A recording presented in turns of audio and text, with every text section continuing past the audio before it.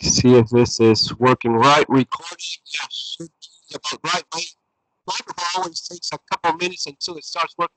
But Now your audio did go weird just now. Once you started recording, the yeah, audio got funky. I don't know, man. I have always problems, and I have a Spanish channel, and everyone is, Yeah. your microphone is whistling. Your microphone is okay. Whatever. Go watch a tech. The Marquis Brownie guy that does all the cool cell phone stuff and has a $10,000 camera and all that crap. Right, right.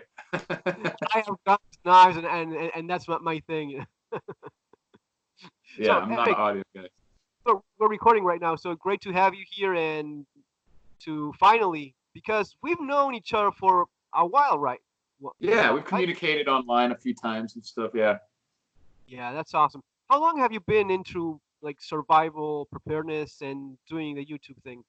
I've been into survival and preparedness since I was pretty young. It was just something that interested me. Never did anything too formal with it. Would just go to the library as a kid, get all the books I could on like tales of people being lost in the wilderness and all stuff like that. Yeah. So it started pretty much with military survival. And then I was a teenager when like Y2K was a thing.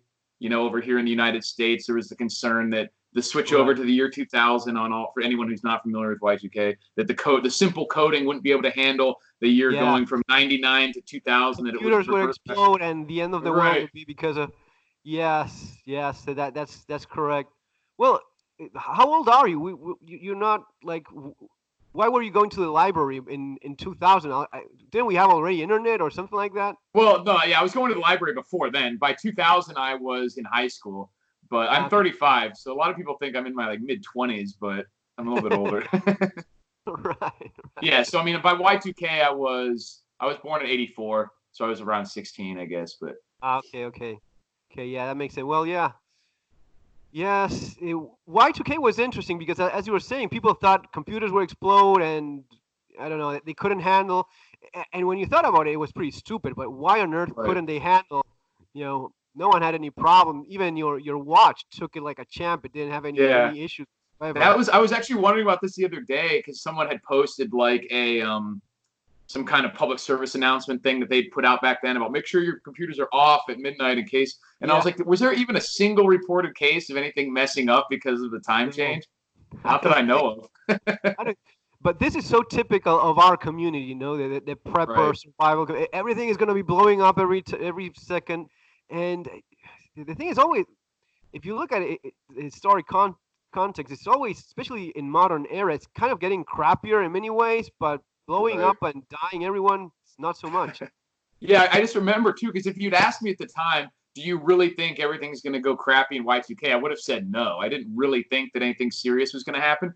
But at the same time, that was one of those things that just switched from like the wilderness survival interest to like what happens if what would happen if the power did go off kind of thing. Just Yeah, like kind of let that spark start. And so I did some basic preps then, just as a teenager, but I wasn't really concerned that that was going to happen. Obviously, it got me thinking about it. Like, what if this? What would you need? What yeah, if like all that sort of thing. But yeah, so that was kind of what switched from just general interest in wilderness survival and things like that into preparedness specifically in prepping. yeah, yeah. And were you also interested in like outdoors kind of stuff and Yeah, I've always been camping for interested in yourself? outdoor. Yeah, I've never been super expert at any of that stuff, but I've always enjoyed camping and just basic bushcraft stuff, just being outside. And pretty much anything like that is at least interesting to me, even if I'm not particularly well versed in it. But I've always had an interest in all sorts of outdoors related things, so that always helps. Like I said, it goes along right with wilderness survival and everything. Yeah, the expert title is a tough one. It's a tough. It is, especially in like the survival community, because I was thinking about this the other day as well. Like, what really makes someone like there's no real certifications, and I'm not a big on certifications and stuff like that Yeah, anyway. But other than perhaps like military escape and evasion type training, I don't really know of anything that you could just like use to say I'm officially an expert in yeah. I, this. I have the It's just people, diploma of right? survivor. I was just talking about this in my Spanish channel just a couple hours ago, and the how heavy it weights. The survival expert, because survival is everything.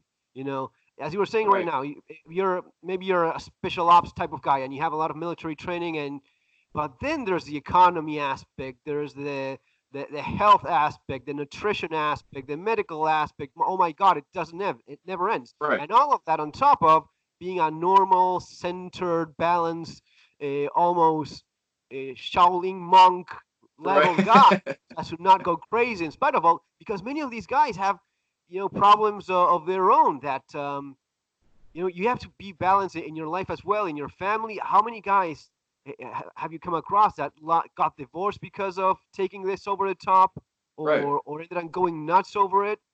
Yeah, It's I mean, like, and I've talked about it before. I'm pretty sure you have too, if I remember correctly, about like the stereotype of the massively obese prepper. You Yeah, know, like, or just basically, like you're saying, having one area of your life squared away, so to speak, if you're prepared for the apocalypse. But if you're not prepared to pay rent in 2 years, or you're not prepared to and help out with a family member financially, or you're not prepared to walk up a flight of stairs without having a heart attack, or there's just so many other areas that you yeah. need to have squared away that there's no reason to focus exclusively on these like disaster scenarios. But you need to take care of them too, you know. So Yes, yes, it is. Well, that's a big one. The health thing, and um, I'm not exactly slim by any stretch of the imagination, but you know, check your blood pressure. No, if right, your blood pressure is wrong, your blood test comes bad, your cholesterol is through the roof, man, then you have something that is very real, very likely to kill you before your time, and you're not addressing it.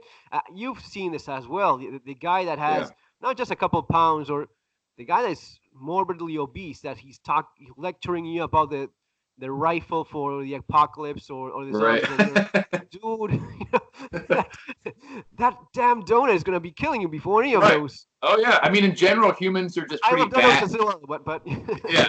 Yeah. I mean, we all do it. I mean, in general, humans are just bad at evaluating risk. So instead of dealing with the things that are most likely to occur, they tend to put their efforts towards dealing with the things that are most scary to them or have the most serious consequences, or that we even like. if they're not very likely to happen. The stuff that we like talking about, or that gets our fantasy going about. Well, if you like shooting, then you justify. Man, I've gone way past trying to justify the guns I have. Right. Well, and that's part of it too. Is you don't have to. You can have a hobby of shooting. You know what I mean? Yes. But I try not to pretend when I'm buying a new gun that I need it What? for the apocalypse or whatever, because Yeah. that's not the real reason. You know, like obviously more guns would be better in an apocalypse scenario or something, or a disaster scenario, but it's not necessary beyond like a few basics. And that's how it goes for most things too. But that's why I've mentioned before in some of my really old podcasts and videos that it's super important to come up with like a mission statement for your preparedness. Like, what am I really preparing for? Because if you just Yeah. open your mind to every what if scenario, then you can find an excuse to do almost anything. But like for me, I say I want to be self-sufficient for 6 months with no support from like the grid, no electricity, no Right. emergency services. If I can last for 6 months, that's good. I think that'll cover the vast majority of disaster scenarios. So then when I look and I like, oh, I buy 10 pairs of military boots because each one will last 10 years. And I'll be like, wait a second, why am I doing this? Like, I have 100 years worth of boots and 6 months worth of toothpaste. Like, this isn't this. I go back to what I'm really trying to focus on and then stop worrying about all the. Yeah. And then if I get 6 months and everything, then I can start worrying about going beyond that too. But then only if the rest of my life is squared away as well. So, Yeah, absolutely. It's about balancing things, and also having a good time. I mean, I like the shooting thing. I justify because I've always been a gun nut myself since a very early age. same here. Yeah. Yeah, 15 years old, and I was already taking classes in shooting, which was not very common. It was like, I don't think that today you'd find many places that just you get your mom to drop you in the shooting range, like Right. like I was doing soccer, Well, especially outside of the United States, right? Was this in Argentina? Yeah, yeah. Yeah. This was in. Well, the thing is, in my school in Argentina, when I was little, I just missed it for a few years, but just a couple years before it was my time, we had shooting as a class in the school, That's and awesome. you had like the playground, and right next to it you had a range. Where was That's I think it awesome. was Because it was you're about my age, right? what You're about my age, the same age. Are you? 40, yeah. Okay, yeah. So I mean, you're not that much older than me. It's because I mean, even in the United States, that was not really a thing when I was in school. Maybe in some rural places in Georgia or whatever. But I'm from Florida, and it was shooting was not nearly as frowned upon as it is today. But it definitely wasn't like in Yeah, the public mainstream. schools. Yeah, Yeah, exactly. At least in the schools, like it's totally mainstream in American culture, at least yeah. in certain zones. But it But wasn't. It's been schools, a while since they had like school shooting teams in most areas and stuff like yeah, that. but and being in the same school building in a small school right next, it was just in the same playground. You had a part of the Yeah, playground basically that was a shooting range, and that's you just awesome. had to be careful not to get across there when they were having the class. And that was when you got started. Later on, they would take you shooting to like the Federal Shooting Club of Buenos Aires, and you would shoot with Mausers. That those suckers would. I shot those later, but Like a seven those millimeter. those little kids shooting with, pretty scrawny 16, 17-year-olds shooting with a 765. It wasn't even 62, a 765 Argentine, which is a special, it's like a 308, Yeah. Whew. but yeah, different times. And yeah, I don't know, people were less dramatic back then. Now the drama is unbearable. I just, Oh, I know. It's people it's don't make no outrageous. sense thing. Yeah, definitely. Yeah, it's becoming a problem. I mean, I do think you're starting to see a little bit of a pushback to that kind of extreme. Like people in the middle are starting to realize that there's no way they can appease the super offended, so they're just being like, whatever, man. You know what I mean? Yeah, it, I don't know. It's just it's not so great of a cultural moment right now. I would say, because many times, I would consider myself, right leaning. I don't like a lot of this stuff, from what many consider to be the right, But in all honesty, I am pretty. When it comes to vote, I end up voting for the guys that are considered far right by the rest of the people, Even though Right. it doesn't seem far right to me, but that's what the media mostly calls it. But at the same time, it's kind of like the other side being so freaking crazy and extreme forces your own side to take many times. No, screw you, no, starting those Right. those shooting matches um of even childish behavior, which is Yeah, silly it's too. it's it's just very surprising how much the groups have shifted here in the U.S., especially specifically the left. I mean, like you take someone even like Obama and you Yeah, put him on the debates now, he would seem almost like a Republican compared to you and know what I yeah, mean? It's insane. Obama would be considered somewhat center compared to Yeah, he would be seem like now. he would be considered a centrist on the stage up there with all the Democratic candidates. But I mean, I think the whole left right thing is a misnomer anyway. There should be at least like two axes of political ideology for either economic and social. You know what I mean? At the very least, and there's probably you could do more than that. So the whole left right thing was never really that descriptive, because I've always been fairly Libertarian. yeah, like on Yeah, social yeah, issues, I just don't care. You know what I mean? yeah, And on economic stuff, it's based on freedom. What can maximize your freedom to a realistic extent? yeah. I'm not like a minarchist. I do think that anarchy and stuff doesn't tend to work in the real world, Um, but just because people don't care about freedom in general, and that's what people like. So a lot of these libertarians and extreme anarchists don't understand is that as a group, humans don't really value freedom over security and pleasure. Because right, like you look at things where people don't even maximize the freedom in the areas that they're able to. Like they add additional levels of non-freedom, like homeowners associations. Like that stuff isn't legally yeah. required.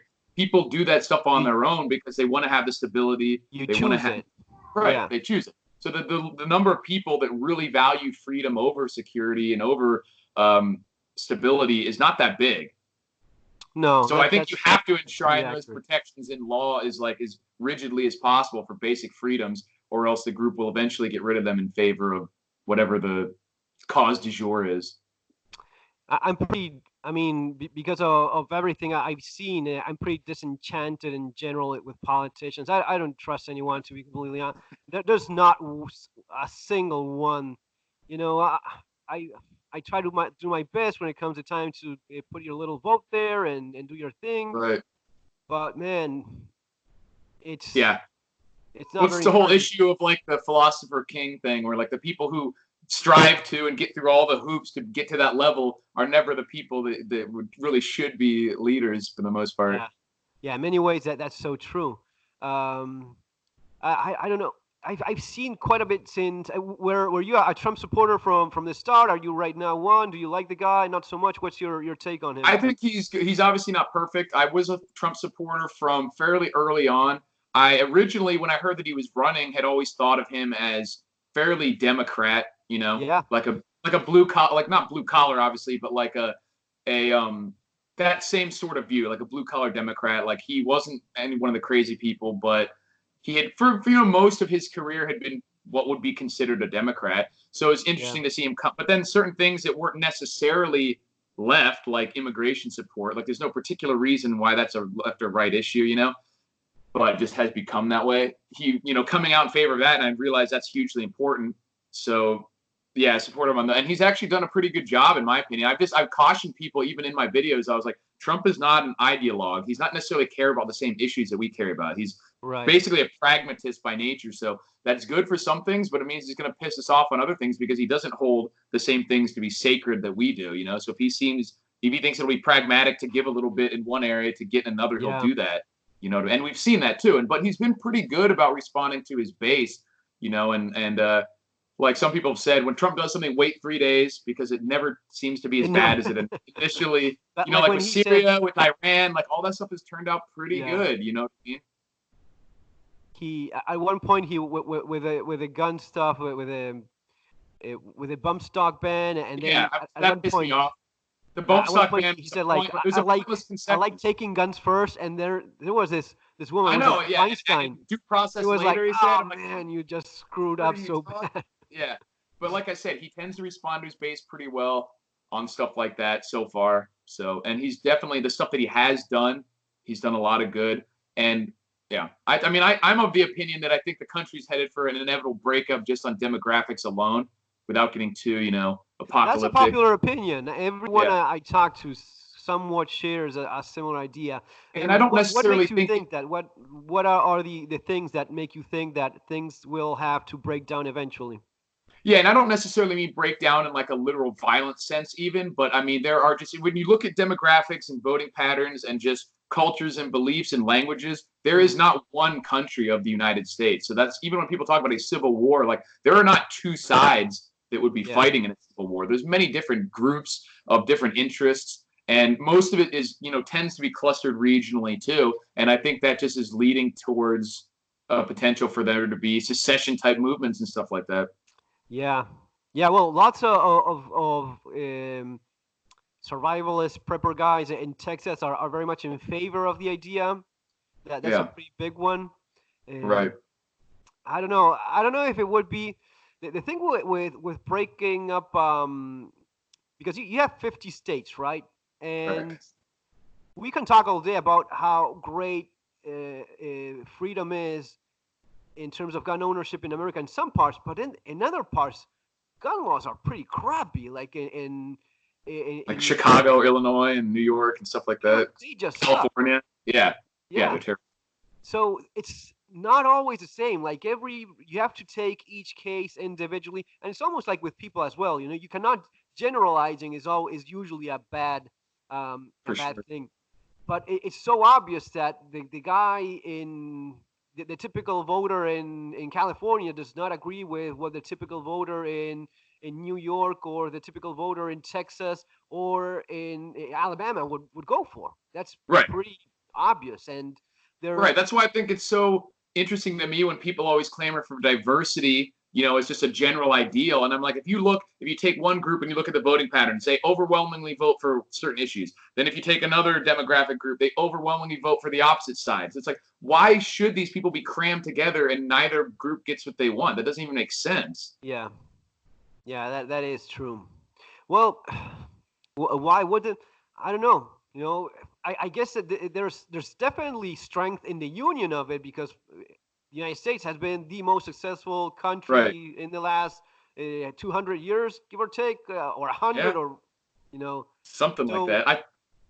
I think one of the issues is the movement away from the states' rights and state sovereignty, because that was the whole idea, is that if you do have a different group regionally that has different ideas, they could make their state pretty much the way they wanted, and it would be more like a bunch of different countries versus the way it is now, where the federal control is overwhelming, and the difference between the states are almost negative. It's just more a nuisance at this point to even have differences between the states, because it's not different in anything significant. And stuff like the concealed carry laws that are just minorly different, but just it just causes problems without really having the ability for each state to really have drastically different rules. If you really had independent sovereign states, you would have something like what we have here in the European Union, where you have states that are that all of a sudden one guy says, screw you guys, we're leaving, and you just take off, and he's completely entitled to do that, which is what happened with Brexit.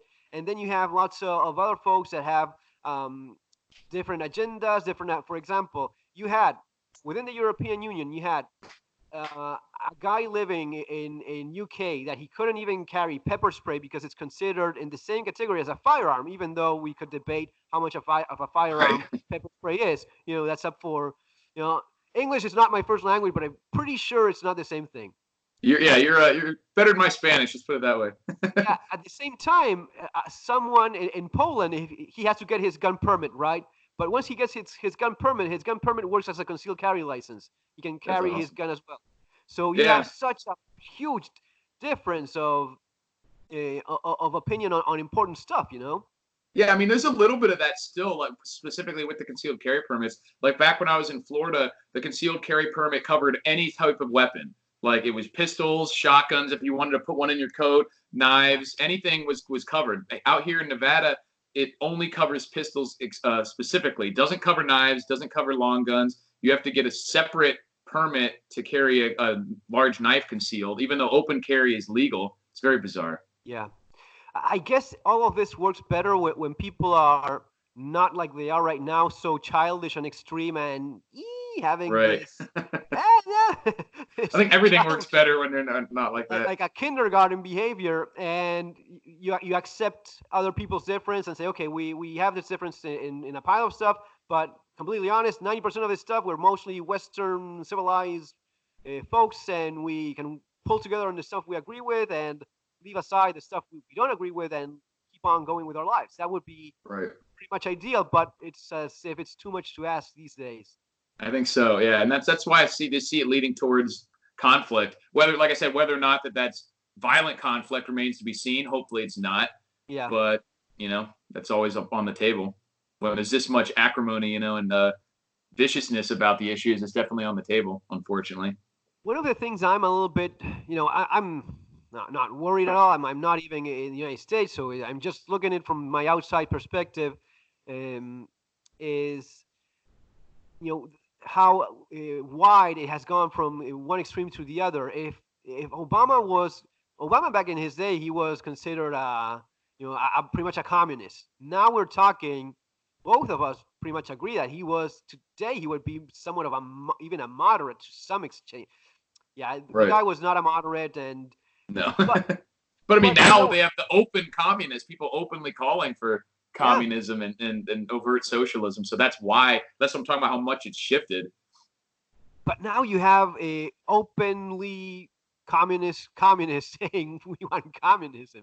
You have, I mean, there's no, because I guess that the old school Democrat and the old school Republican had his views, but at the end of the day, business was what mattered the most. We're not going to be breaking. Right. I mean, there was that anchor of it was still the same language, the same general culture, the same general cultural ideals, and that's not necessarily the case anymore in the United States. There's such a mishmash, like everyone says, the melting pot. And you can argue all day about whether you think that's good or bad, and that's not I don't care about whether it's good or bad. I'm focusing on the cause and effect. And when you put in people who don't even have the same basic languages and same basic cultural ideals, then there is none of that like baseline of just agreement and kind of I don't know what word to use, but just where it's just basically we're in the same group and arguing about how it should be led. These groups want totally different things, just actually opposite kind of ideals. And that's what, like when you have a group of people who are never going to give up gun rights, things like that. And then you have another group who just desperately wants to control and have gun control. And that group keeps getting larger and larger. Eventually that's going to lead to some kind of conflict. Like the Virginia thing that is so so radical. That their propositions are ridiculous in many ways. I don't think they expect it to stick in any shape or form, because they're pretty much banning everything. Anything that can take a detachable magazine of more than 10 rounds pretty much includes everything. So right. I think so much of that too is these politicians will do that stuff for clout with their constituency, show, right? Not realizing just like the Beto O'Rourke thing. Yeah, we're gonna take your AR-15. No one really took him seriously or thought that would ever happen. I mean, those are blatantly against the Constitution anyway. The supreme law of the land. So it becomes a pain in the butt. But I think these politicians do that to kind of rile up their base without really ever thinking they're going to follow through or thinking that these bills will get passed. They'll just submit them and things like that. But now, what happens, because Trump is definitely going to be winning this year, right? When are the elections? In November. Yeah. I think he has pretty good momentum. Yeah, I mean they've been melting down. I mean, like people like Joe Biden is literally physically deteriorating to an alarming extent, and he's literally like gibberish. I'm like, what is I don't understand how people even who agree with his politics aren't shocked at what's going on with his body. But yeah, I think the only thing that I could foresee potentially even derailing a Trump re-election would be some kind of massive Iran war or something, or a massive economic collapse in between now and November, which I don't necessarily. They're pumping so much that I don't see it happening yet. But now the thing is, what comes after him? Because after those 4 years, just like it swinged in many ways, on one side, once it swings to the other side, what we're seeing right now from the Democratic side is, what is it, Ocasio-Cortez president? Yeah, that wouldn't surprise me at this point, honestly. Like I said, regardless of how you think about immigration being right or wrong, if it continues to happen and the people that are coming in have a particular viewpoint, then that's going to be what's more likely to be, elected in the future. And that's sort of what we're seeing. And the people who are, kind of the white conservative general group aren't having as many kids either. So even within the United States in general, that group's getting smaller and smaller. The groups who think different things are getting larger. That's a problem everywhere. The fertility rate around the world is freaking dropping. There was a time, and some people still hang to the overpopulation. Really. We're not overpopulated. We're running out of people. Only in westernized countries, though. Yeah. They're not having that problem in Africa and in many other areas. China and India and stuff. They're not having that problem. Well, the Chinese had to remove their one-child policy because they were just. Well, from what I understand, with the Chinese specifically, they were all having male children because they wanted someone to carry on their name. Yeah, so they would abort the girls, and now they have this massive disparity where it's 60% men with no wives and everything. That's always going to cause massive problems. So, in as far as I know, that's one of the reasons why they loosened that up, not because they didn't have enough people, obviously. But they don't. They have a massive population, but the fertility rate is the thing. If they don't hit that 2.1, that freaking 2.1, where the people that you have, people grow old amazingly fast. We're not that durable. And that's Japan is having a huge issue with that. I read, this was a couple years ago, but one of the economic podcasts I was listening to said that for 1 or 2 years in a row, Japan had sold more adult diapers than infant diapers, because that's how skewed it was towards the aging population, and they're well below the replacement. I mean, in Spain has a huge problem with it, and they're literally running out of kids, and they lost population by 15,000. They just and across Europe, they are quite. U.S. has a lot of immigration, but even the immigrants from Latin America, they don't have as many kids as they used to. They don't want to have 4 or 5. They're barely even religious as their grandparents were, and this idea of the Catholic family of 4, 5, 6 kids. Right. That's old news now. It's not anymore. I don't think. But one of the things that surprised me was Trump did get quite a bit of votes from Latinos. Is that correct? I mean, comparatively speaking, it wasn't even close. If you looked at the, it was more than expected, But I don't remember what the final numbers were. But yeah, there's a significant group of Latinos in the U.S. who had to go through all the steps, particularly Cubans and stuff in Florida, and who have escaped communism or had to go through all the hoops to immigrate legally, and they're kind of bitter about people jumping the line, or So I think that's part of it too.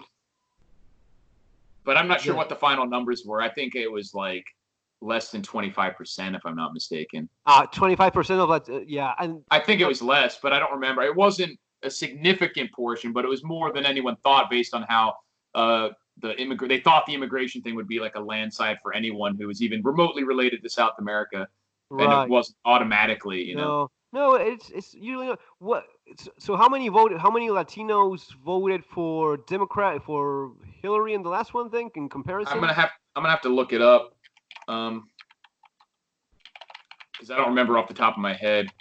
I know I think it's like his share of the African American vote apparently is like going to be much higher this time, is what is predicted, which could be like seal the deal for him, because traditionally, like, that's been one of the most reliably Democratic voting demographics in the United States, like 92%, like crazy numbers, like for when Obama was out, it was like 98% or something. Yeah, that was a pretty one-sided thing. But okay, so Donald Trump won 28% of the Latino vote. Right. So in 2016, so 28%. So that's more than And Hillary Clinton won 66%. 66. So, man, that's a lot more. The thing is, my vision is skewed because all the Latinos I probably talk with are more conservative, and I don't know a single Latino in the United States that didn't vote for Trump. But I know that doesn't make a lot of sense either. No, because there's, especially California specifically, there's just millions and millions of people, and that's where a lot of those came from too. So a lot of those numbers. All of those, and they're very recent immigrants. Even the ones who did come over legally know a lot of people have family members who aren't legally here, and they're worried they would get sent back and things like that. So and I sympathize with that. How can you not? Like, I'm not one of these people who's like, send them back. Like, that doesn't. It's just not. First of all, it doesn't logistically make sense to. It could be done theoretically, but that doesn't necessarily mean it. And also, like, that's not. I put myself in their position, like people who came over as a young child and grew up here. Like, there was some article about an ICE agent, a border control, immigrations and customs agent, who was found out that he had been born in Mexico, and he was like nearing retirement, and they like kicked him out of because it was like against the rule. I'm like, that's stupid. Like, why? This guy didn't do anything. Yeah, exactly. If I was born in Guadalajara, Mexico, and the choices I had were just join a cartel or run across the border. You'd probably be running across the border. Yeah, hell yeah, I'm going to do it too. Or if you were born in the U.S. but neither of your parents were, and you think that if one person gets elected, they're going to have to leave, like, there's no way you're going to vote for them, for better or worse. Even if you're wrong or not, like, you're not going to want that to happen. So I totally understand that. Yeah, that is a little bit extreme. If you've been like, 30 years of your life, or people. There's some of these very weird cases in where they didn't even know that they weren't born there or stuff like that. And hey, Eric, mom has something. Oh, whoops. Look. Yeah, that literally happened. Well. Yeah. So, and I totally understand that. And like, they don't even speak Spanish, and they were worried about getting deported back to Mexico. As someone that lived in South America his entire life, it is a super different way of living. If you've lived your entire life in the United States and all of a sudden they throw you in freaking Mexico, you are in it for a rude awakening. Yeah, and especially, like I said, there's a handful of them that wouldn't even be able to speak Spanish, or not very well at least, because they just grew up in some normal American neighborhood. Yeah, and I can totally understand why they would be afraid of that and not want that to happen. So obviously, there's lots of guys that are like first generation that they already forgot how to speak Spanish, and that is very typical of folks that emigrate to another country, and they do that with a little bit of like a shame or something like because one of the things I've noticed in my country, in Argentina, is that for example, the folks that would come from Italy, the typical Italian hardworking guy that moved, they didn't want their kids to even speak Italian. Yeah. Now, I look at it today and I think that's completely stupid, because I would love to have a third language, Yeah. So it doesn't make any sense. See that. Yeah, you see that like in older movies and stuff where they're like, no, we speak English, we're in America now, and like yelling at the kids kind of thing. And definitely that doesn't necessarily seem to be as much the case anymore. Yeah, But well, it was a thing. They just they were desperate so as to adapt and become something else because what they were right. sucked so much. Maybe Yeah, that's and I think that's part of it is they were coming over to be American, not just because they thought life would be better here. Like most of the people who are coming in from Mexico and other countries, like they don't care about necessarily being American. They're proud of being Mexican and whatever. They're just trying to get a better life. So they don't really have any strong impulse to try to be American, yeah, so to Americans. speak. Yeah. Yeah, At and the same time, I don't know. I think that you can actually be. I think you can be super proud of your Mexican heritage and be very proud of your American heritage as well, and be. yeah, I agree. I don't think that it's exclusive in terms of.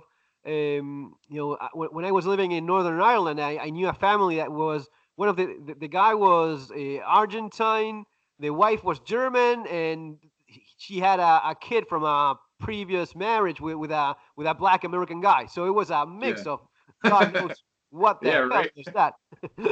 There's a lot of Germans in Argentina, aren't there, or a decent number? Well, there was quite a bit. There's not as much as some people think. There was a decent amount at one time, especially because of the war. A lot of Right. but the thing is, everyone left because of the war. It wasn't just there's this myth of Argentina is all of a sudden full of Nazis. There's a Right, huge like they all went. Jewish community. It's Right. I think it's like one of the after Israel, the United States, and then maybe third or fourth. It's the largest Jewish community in the planet. That's interesting. Why specifically Argentina versus many of the other South American countries? Or is it similar to in there too, and you just don't hear about it as often? So Because that's there so was a time in which Argentina was quite good. It wasn't nearly as crappy as it is right now. And for a lot of folks, there was a time in which they had to decide if they went to the United States or if they went to a place like Argentina. okay. So lots of the Spanish and Italian immigrants ended up moving to Argentina instead. Okay. Um, So it wasn't as much of a no-brainer back then. Like, which one do you want to go to? They right? both were No, nice, no. and then you're like, oh, Seriously, okay. they would help out people a lot. They would when they got in, they quickly found them jobs. Yes, it was advertised back in the day as everything is wonderful here, and it wasn't so much. But man, there's people that ended up arriving in Argentina with nothing. They got a job and they got a freaking house. That's awesome.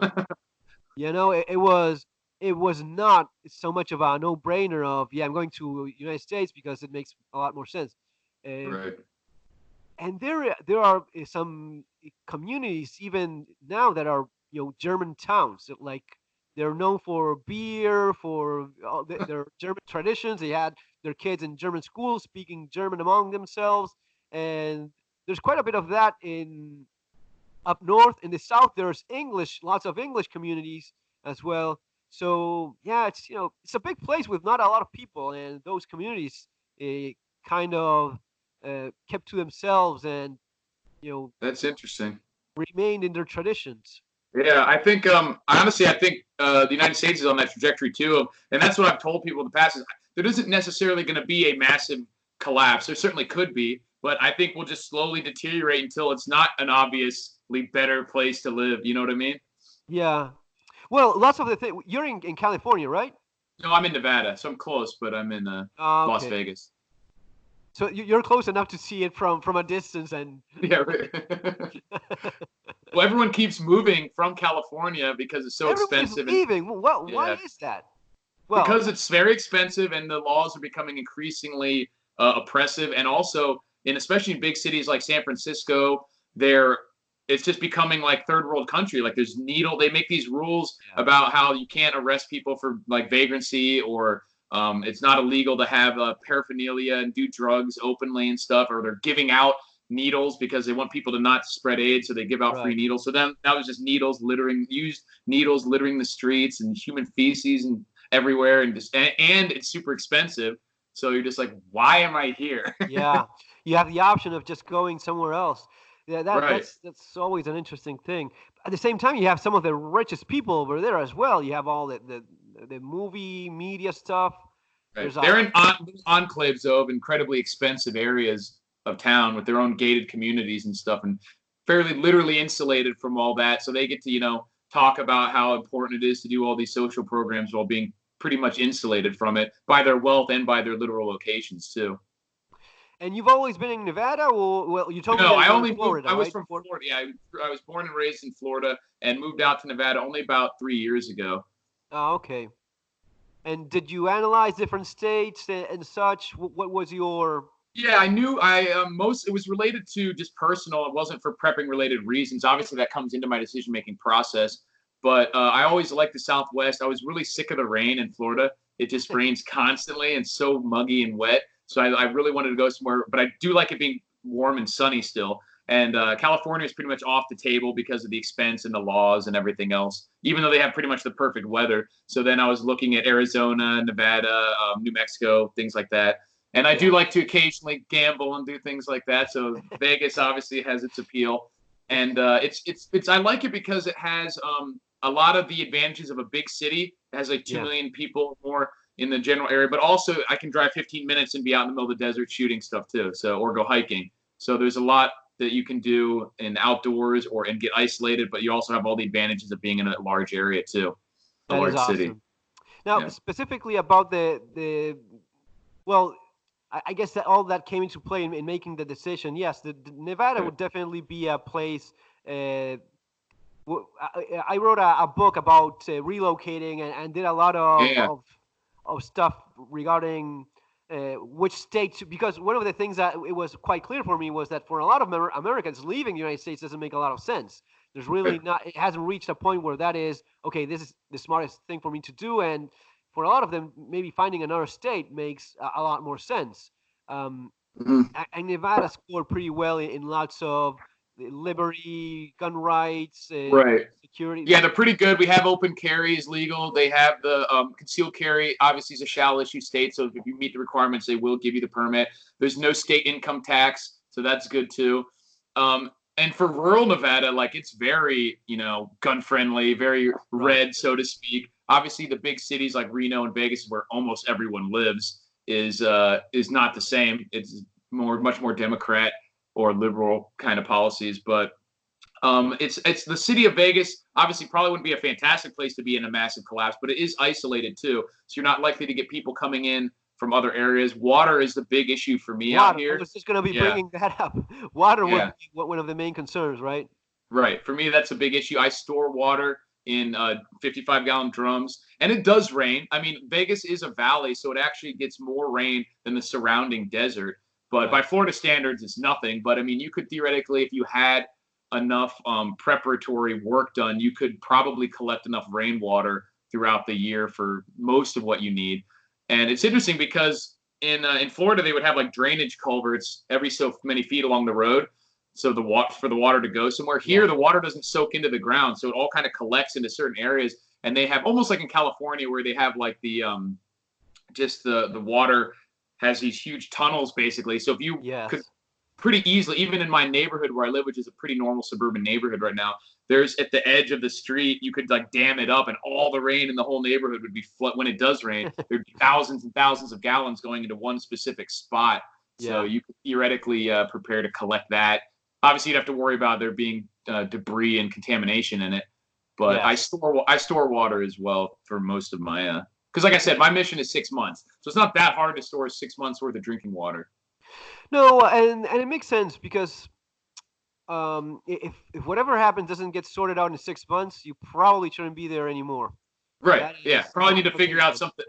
Probably need to figure out another mission. Or at that point, so many other people would have passed away probably that I might be by myself in the damn city. You know what I mean? Yeah. If something is that long of an event, it is also true that it's amazing how people still get caught as if by surprise with things that last. For example, folks in Venezuela, they've seen the country go to hell little by little, year by year, and all of a sudden they're stuck in the damn place and they cannot leave.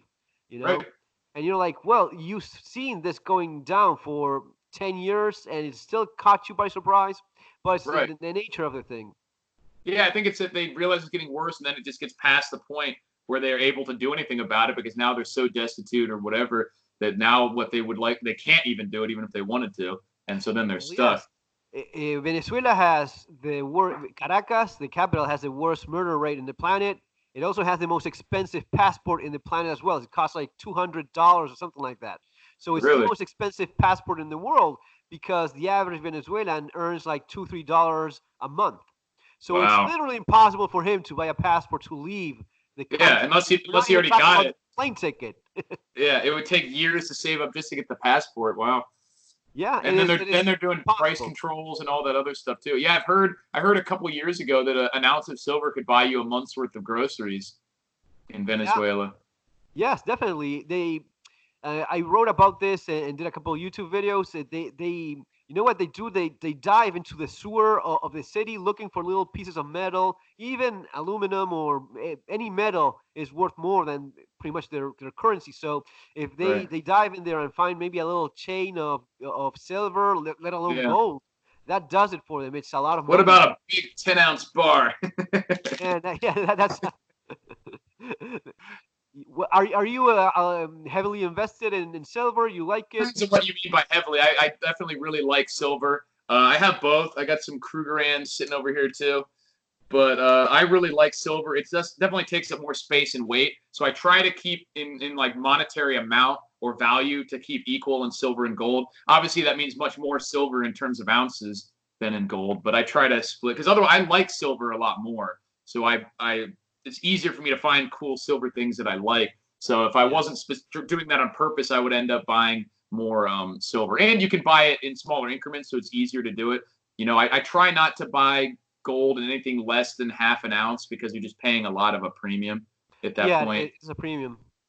But And it's yeah, also the tiny coins are a lot of a premium, but they're also more. It's already divided in a smaller denomination. right.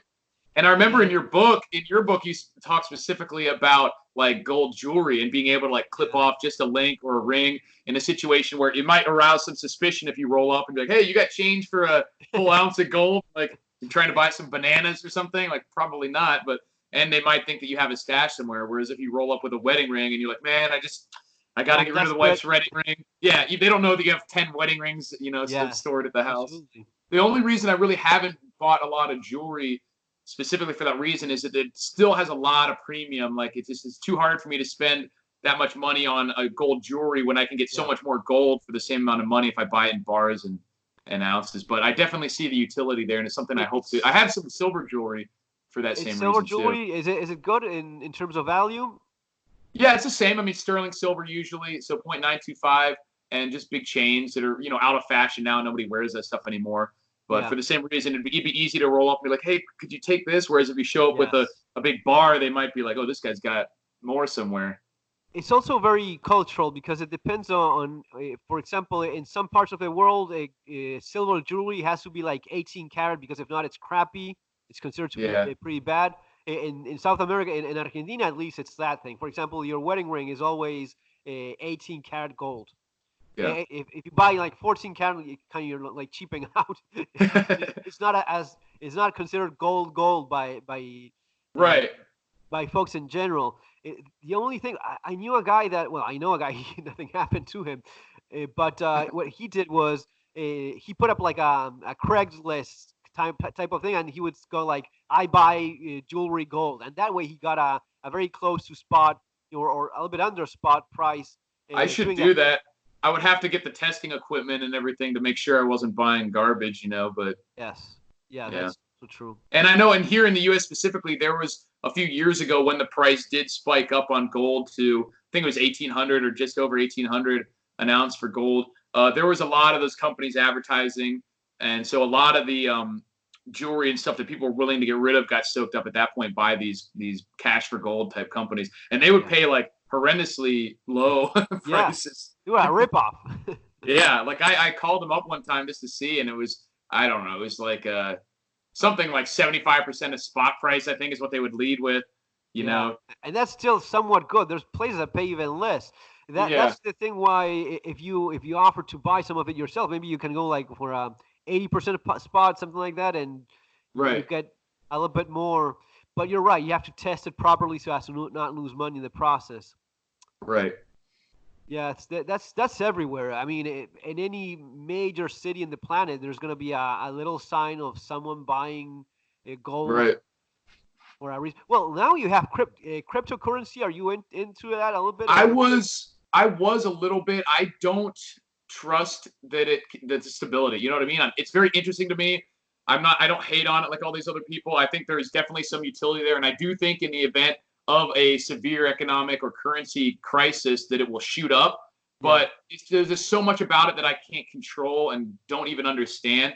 it is And difficult to It took me yeah, years to understand it. right. And I kind of do, but I'm like, I'm not comfortable putting large amounts of money in something that, for a whole bunch of different reasons, could either be inaccessible or completely worthless Yeah, instantaneously. You know what I mean? But I think the technology is awesome and isn't going away. There's going to be some version of cryptocurrency around for the foreseeable future. It might not be Bitcoin, but I do think that in a crisis, Bitcoin will go up because people will just be leaving the typical fiat currencies. They'll go everywhere. They'll go into stocks.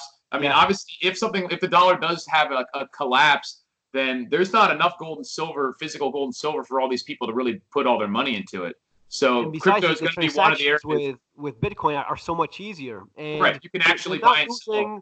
You're not losing money like you're doing when buying selling gold with all this bullshit of, yeah, I'm paying you. I'm paying you a chicken and an egg Right. for your bar of gold. That kind of nonsense. And as long as you have technology to go online, you're going to be finding someone buying it instantly, instantly Right. transfer.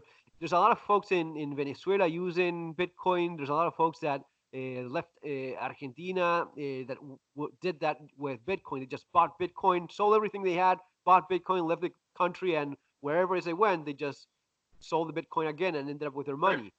Yeah, So with it no is currencies. I think it's useful for things like that specifically, but I would just be wary because who knows if the Federal Reserve tries to come up with their own U.S. dollar cryptocurrency and then they make all the other ones illegal.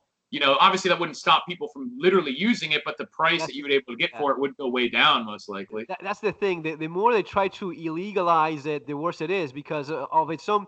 The brightest thing about Bitcoin is blockchain. Actually, Right. Right. The technology behind it. the technology is amazing, and it's. I was reading something that it would take like so as to crack Bitcoin, it would take like all the processing power of all Google's computer around the world combined at the same time. It's some Yeah. crazy Some number. insane amount. Is it right? But who And knows what will happen when they come up with these new quantum computers and stuff. yeah, So, you know what I that's mean? There's all sorts of weird technology on the horizon. yeah. Well, that would be pretty amazing because if there's such a huge leap in technology, all of a sudden, Bitcoin would probably be the least of our concerns. We'll be Right. flying in anti gravity I hope cars so. all of a sudden. But there's even the talk of, even if that happens, uh, because it has different nodes, it it will update itself to the new technology being in place. Yeah, see, I So don't understand enough about it to get all that. That's beyond what I understand the general concept of the cryptocurrencies, and I realize that the technology is very revolutionary and useful.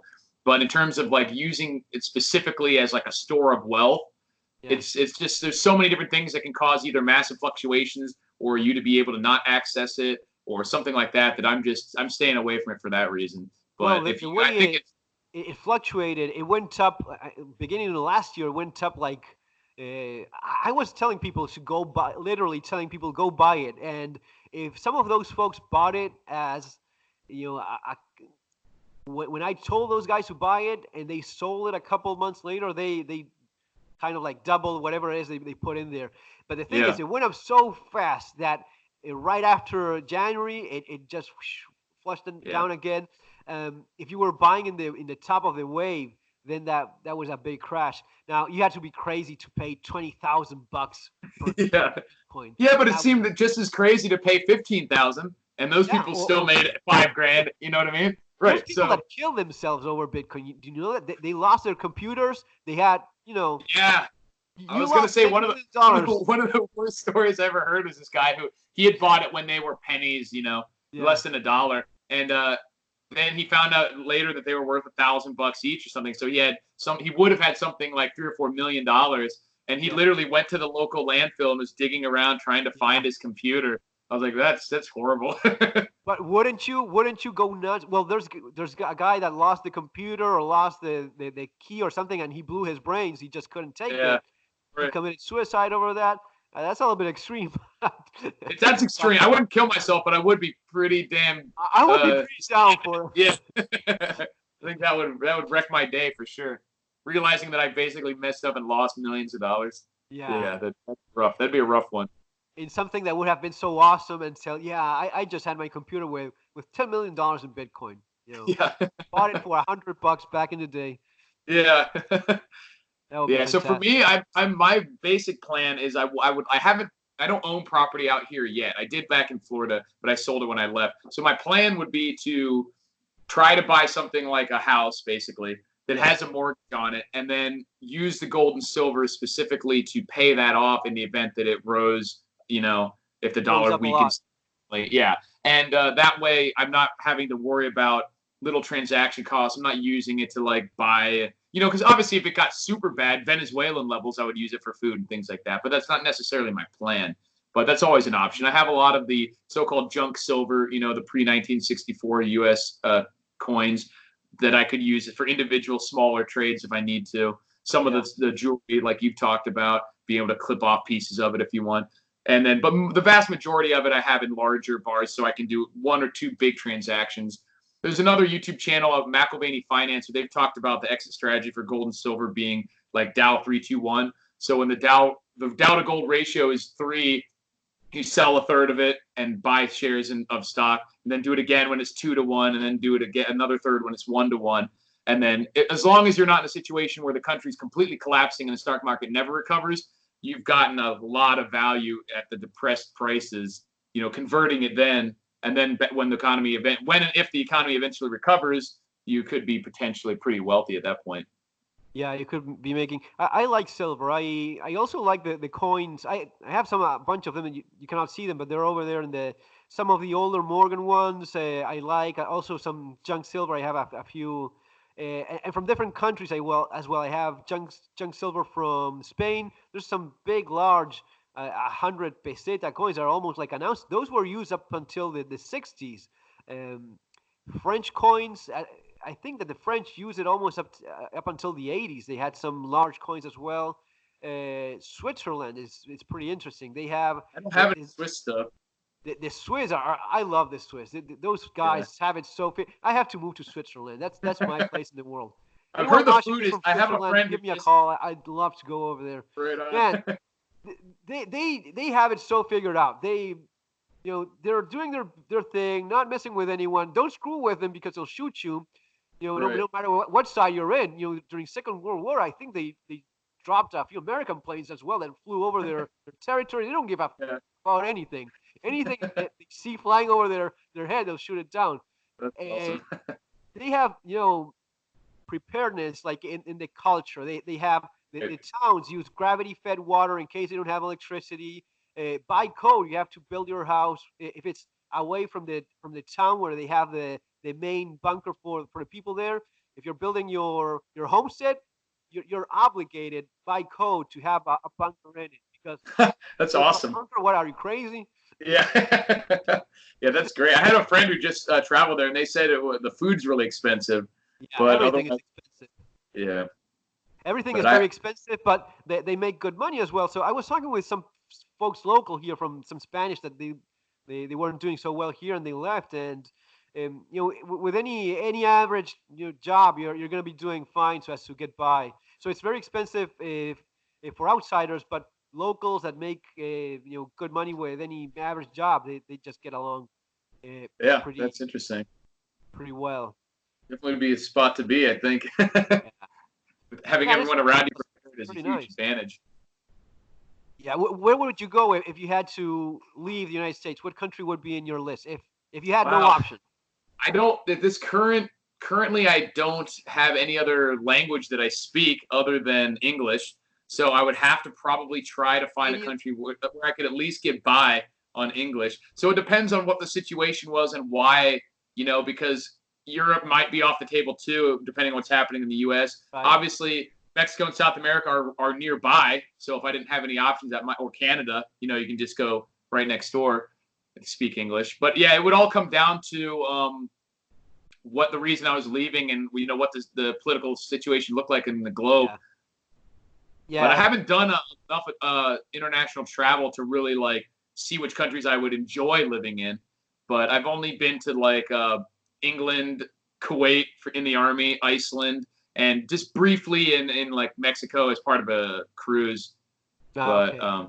yeah, so it's So like a resort area of Mexico. But you've been to England, like London, and yeah, travel a little bit over. When was that? A long time ago or more it recent? was. This was I was in college, so somewhere around 2004, I think, Yeah. 2005. Yeah, Yeah. It probably changed a lot since then. right. It's I don't know. There's a lot of people that love living there. Well, I don't know if maybe love would be, but they go because of the jobs. But man, I Right. was there a few months ago, and it is multicultural and not and not so much the way that sometimes it is. I mean, the Muslim thing is huge. You Right. kind of feel out of place in there. You're like, where are? I mean, I lived in Northern Ireland, which is far more English than London or any place like that. It is. There's a lot of people pissed that say they've lost their culture and they want their country back and blah blah blah. And some people make fun of them. I kind of see their points. Yeah.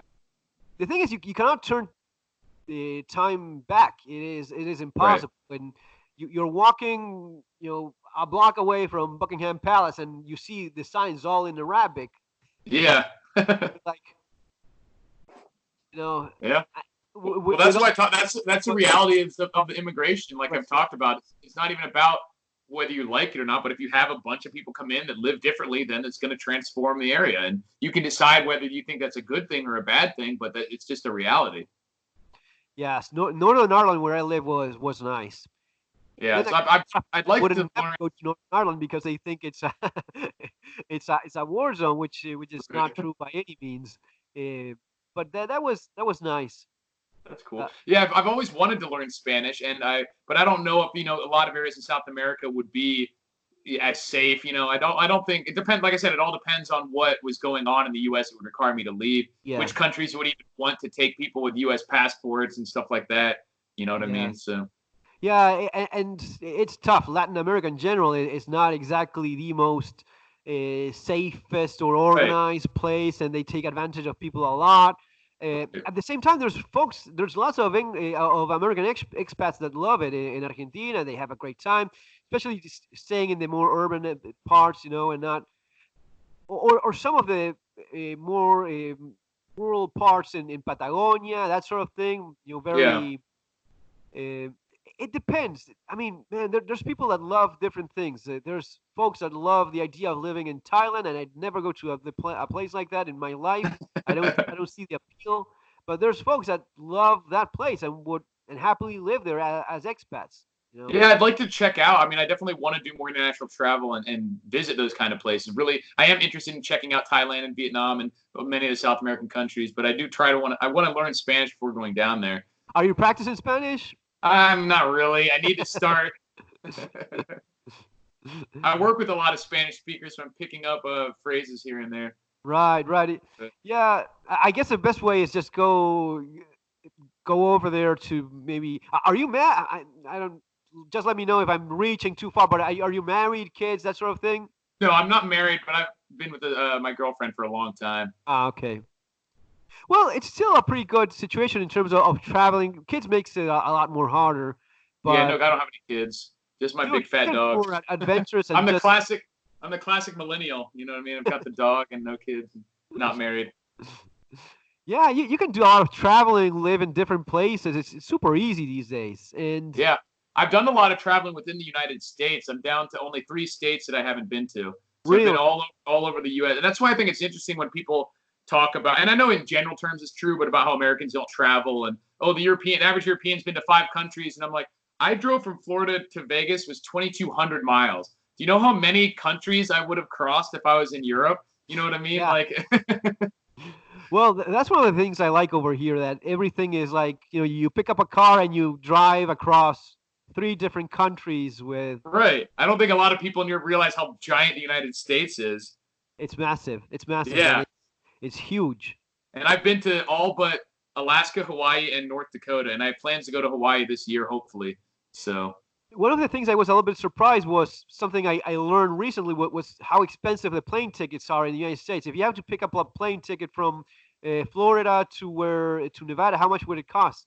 Vegas specifically is usually a little bit cheaper because I think they subsidize it to get people out here to gamble. But when I go back home to Florida from Vegas, it's usually, depending on time of year and everything, you're going to pay somewhere between $350 and like $550. Oh man, that hurts. Yeah. Yeah. That doesn't even seem that crazy to me. That seems normal. But it's the distance. I mean, like I said, it's 2,200 miles. So it'd be like getting a ticket from London to Syria or somewhere. You know what I mean? Like that's the distances we're talking about. One of the things I like that they did here is so that people would, they're pretty much subsidizing to a great extent the plane tickets and keeping them as cheap as possible as well. So you get, I mean, you cannot carry anything. If you buy a cheap plane ticket, for example, if I want to go visit Italy or whatever country you could think of within the European Union, if I take nothing like a backpack and that's it, I can jump on a plane for like $50. Wow. Well, how far is that though? What kind of distances are we talking about?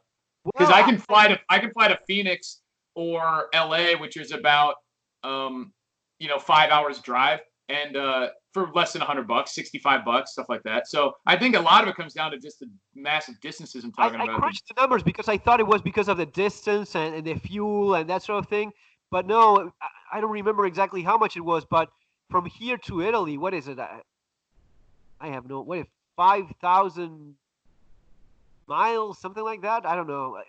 I would have kilometers, maybe 5,000 seems far. Yeah, look it up in Google Maps. Probably you can. Let me see. From where? From Spain? Madrid to Rome or something like that. I like to know as well. Yeah. All right. Let me see. I think you can do a distance thing. It is cheap. There's no way around it. There's plane tickets for like $40, even cheaper. Yeah, I definitely think it's cheaper, but yeah. So here I can go distance. If I'm just going pure straight line, Madrid to Rome is 860 miles or 1,300 kilometers. Okay, yeah, I was completely off base. No idea. No, but that is pretty far for $50 though. I mean, that would get me. Yeah, that's cheap. $50 plane ticket to go that far. Yeah, that would take me. That would cover most of the United States from where I'm at, except for the eastern seaboard. So that's definitely cheaper. Because, like I said, you can get a $60 flight if you're a couple hundred miles away, but that's it. Yes. And only if they're big airports too. If you're going to a smaller regional airport, it's going to cost even more. More expensive? Yeah. I don't remember exactly what it was. Some of it was the European Union subsidizing part of it, or kind of crushing on the airline so that it would keep plane tickets low, so that people would travel a lot and visit a lot. And yeah, I wish they would do that over here. That'd be nice. It's pretty nice. Of all the stupid things government subsidize, that's one of the things that's kind of useful. Yeah. Yeah. So then also we don't have anywhere near as much of a network of alternate transportation like train. If you like up the coast, you can find Amtrak and stuff, but it's generally perceived as like a second class level of travel if you don't have enough money. That's a big difference. Here, it is completely normal to see a guy jump on a train, go with his little suitcase to the. No one uses even a taxi. People are super cheap here as well. They don't want to spend up dime. They like go $40. No, I'll wait until it's $30, and they crunch the numbers like $30 of the cheapest, crappiest plane ticket I could probably get from. Yeah, that's funny. Like maybe, and and then they compute the train ticket and save $3 or something.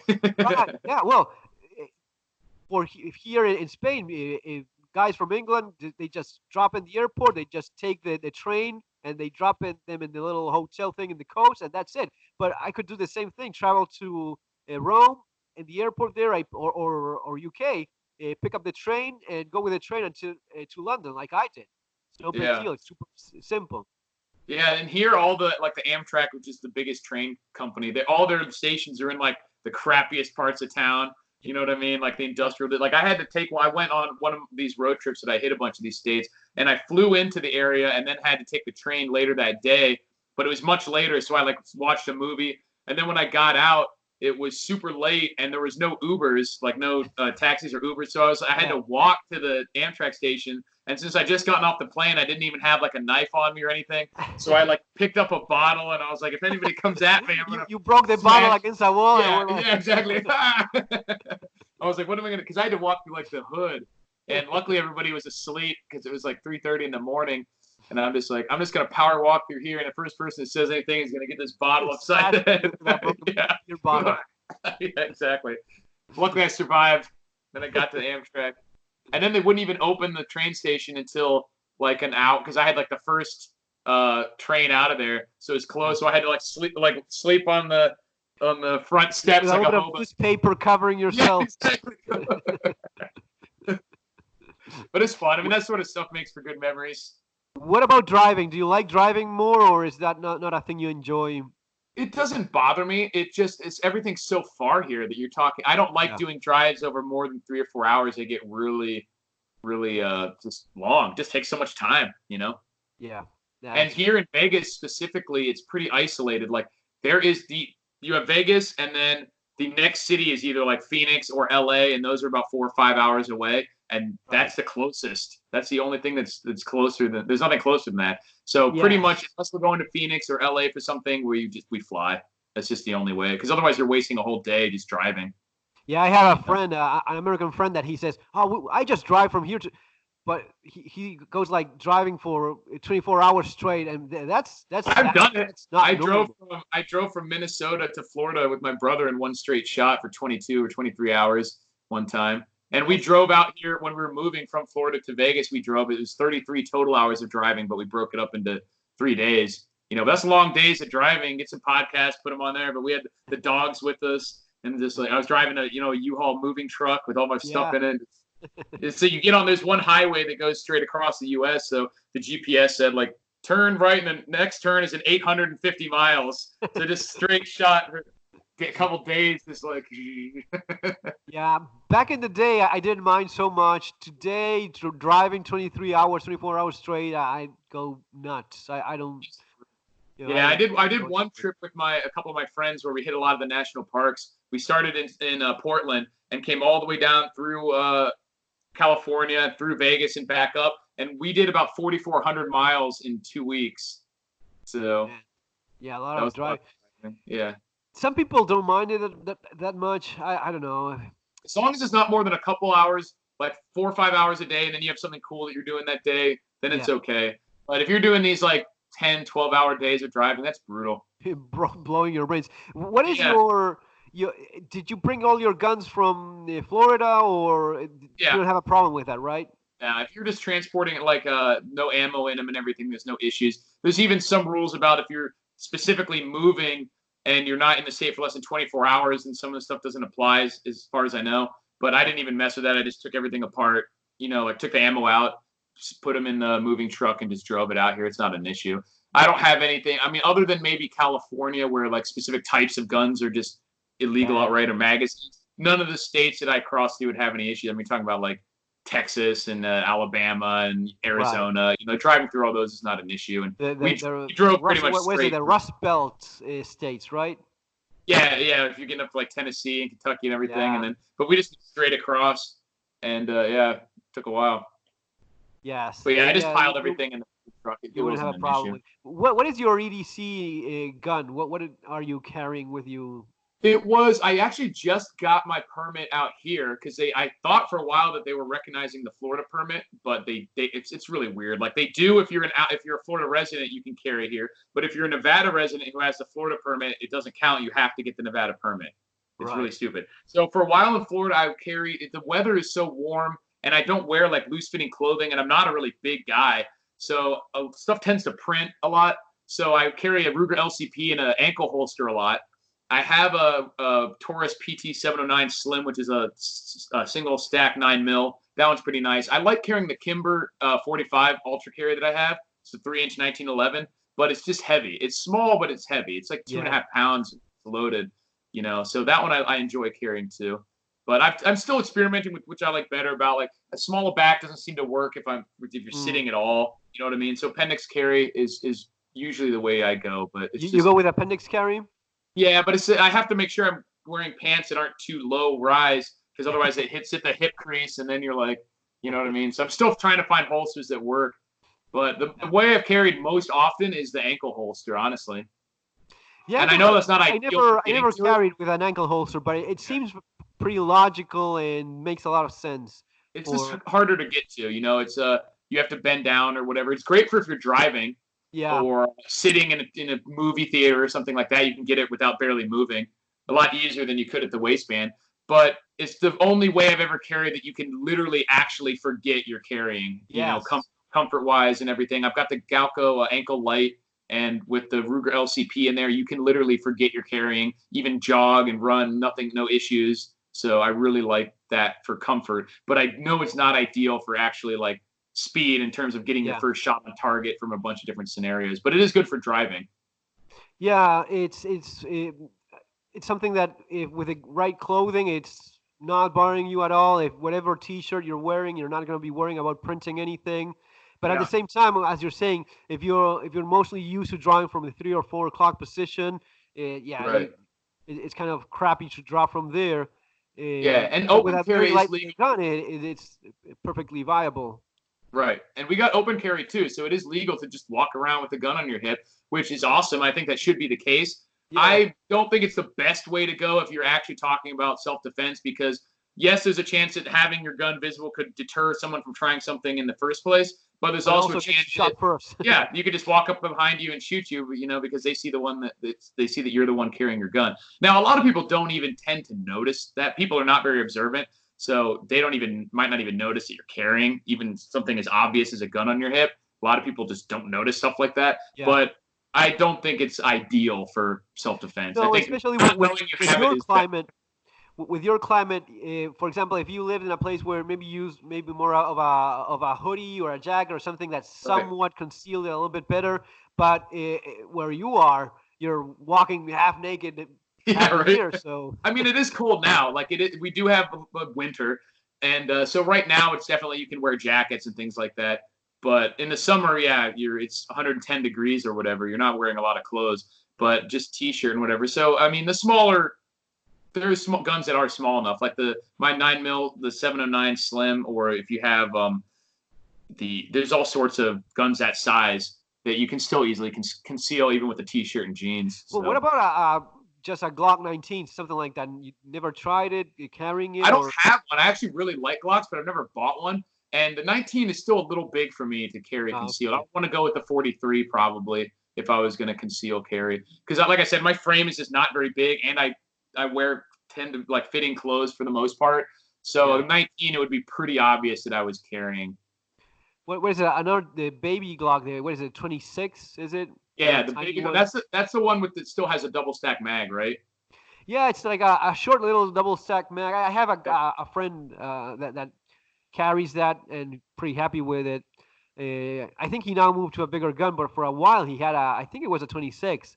It's I want to try that. It's like kind of like half a gun. I don't have one with me. But I also have a Springfield XD subcompact and 40 cal, which is really short like that, but it's chunky, and like I was having trouble because it's so thick that it's still easy to see. And I'm not a huge fan of 40 cal. It's kind of snappy. Like I don't have an issue with it. I like that gun, but I prefer either 9mm or 40 or 45. But I want to get one of the Glock 43X, which I think has a more of like extended, so your hand can fit on it. Yes. It's more rounds. They came out with a few single stack models, right? Glock. Yeah. I cannot keep up with all of them. I know their own numbers too, and I can't remember which is which. Well, their latest Glock, the Glock 44, the 22 that they came out with recently, that seems pretty sweet as well. A nice little gun. Yeah, I have a Ruger. The only 22 pistol I have is a Ruger Mark IV, which are really good. Like it's a nail driver, but it doesn't hold a lot, and it's obviously not for concealed. It's a very large gun. But because it's so large and heavy and only a 22, it's like you can't miss with that thing. It's pretty Yeah, very awesome. good control, right? Yeah. And long barrel. What's your Right. typical EDC? What kind of stuff do you have with your on I your don't average tend to day? carry like tons of gear. I always have I have a knife on me 100% of the time, unless I'm going somewhere like a courthouse or an airport, and I've accidentally brought them there many times just because of how often like I literally feel naked if I don't have some kind of knife on me. So I've been carrying a Spyderco recently. I really like the Rat Ontario Rat 3 folder, Yeah. or Rat 1. I forget the model number, but those are for the price. They're really tough to beat. And I'm a huge fan of Cold Steel as well. I had the XL Vaquero for a while. It's like a Yeah. 6-inch curved blade, all serrated. I really Yeah. like that. But I have a ton of different knives, and I'll just carry something. I think right now I've got this SOG like Peacekeeper 2, I think is what it's called. But I just always have a knife on me. I always carry cash. I think there's always there's tons of situations where you might need to have cash in the beginning Yes. of some sort of situation, and it's just useful for making change and here in Vegas too, if I want to gamble or something, you got to have cash. But beyond that, I don't carry too many tools or any What like about sort a of gear. flashlight? Flashlight with you? I frequently do carry. I have like one of the little mini like Maritac AAA flashlights that I'll frequently carry. But I have all that stuff in my car. I have much more gear that I carry in a car kit Yeah. than I do like always on my person. And Yeah. especially now with cell phones, that they have the flashlights built in. You Oh know, man, you're one of those. I don't have a flashlight because I have my cell phone no, the people. reason I don't have a flashlight is because I have to. I love flashlights so much that if I start getting into them, I want to buy all of them. Like I really love flashlights. So, but I will typically carry one of the little micro flashlights because they're so much better than they used to be. Flashlight technology is awesome. But I mean, like it is true. The lights are in the phones for people who don't want to carry all that extra stuff. You can use those. I don't Stop it. like. Don't try to convince people that you're normal having a that is the kind of thing that the bimbo in the horror movie does. Yeah, right. It That's pulls out the cell like phone. ah! They're pretty significantly bright though. For a lot of people, it's at least good that they have it. But I do like to carry a flashlight pretty frequently. But yeah, so I carry cash, carry knife, occasionally a multi tool, but most of the time just an actual knife. And then in my car is where I'll carry most of the actual Yeah. gear. I have like a trauma kit in the car, a basic set of tools, and just a basic like mini bug out bag that I carry in with like emergency equipment, a small amount of food. I always have water, at least like a half gallon of water in the truck, just so because it's so dry out here. Yeah, But water being such a yeah, priority over in there. terms of literally on my person, I don't tend to carry that much to bog myself down with a lot of gear. It really changes. At least for me, it changes depending on where even the time of life in which you are. When I was in Argentina, using a lot of public transportation for so as to move around, I would always have a bag with a bunch of stuff with me, and Right. yeah, Yeah, a lot of stuff. and when I'm on these road trips in a different city and stuff, I'll carry a lot more stuff with me than when I'm just going about my day here. When I know I'm only 100 feet from my car and a couple miles from Yeah, my house, it's different. I don't need to carry as much. yeah. When you have your car, it becomes like your little base for stuff. So Right. it doesn't make a lot of sense to have your EDC bag, your EDC stuff in your pocket, Right. and your car because you have crap all over. Yeah, I And remember watching a Nut and Fancy video a while years ago where he's going over all the stuff he carried, and there's like a spoon and I'm like, dude, what, you have like 20 pounds of gear on you, and there's yeah, nothing I wrong with just that, wonder but I'm like, sometimes. that's uncomfortable. Yeah, sometimes I wonder. I mean, if you really are in your car with all the stuff that you keep in your car, and you're never more than 5, 10 yards from it, do you really carry all that in your pocket? I mean, I carry stuff in my pocket a lot. That is the pocket stuff. I just throw a Leatherman Wave on one side and a flashlight and a Yeah. folder. Usually that's what I have in my pocket. Maybe a coin And that because I'm such a that freak. covers a lot of stuff, like the multi-tool, a flashlight, and a knife, Yeah. and then if you have a gun, if you're concealed carrying, then that Unfortunately, I covers you for don't a lot have of concealed stuff. carry here, so that sucks. But Yeah, that's unfortunate. if I could, I definitely carry conceal. In Argentina, many times I had guns with me because of reasons. Right. Um, Yeah. Yeah, and that's. I mean, at least you're in a situation where you have them. That if something got to a dangerous situation, you could, at that point, then you have to make the decision: or do you want to risk breaking the law to save your life? You know what I mean? Exactly. That's kind of the point. One of the nice things is that here in Spain, you can pretty much walk naked at 3 a.m. from one point of the country to the other, and all you're going to be getting offered is beer and tapas or crap like that to eat. It Sounds like you've tried this before.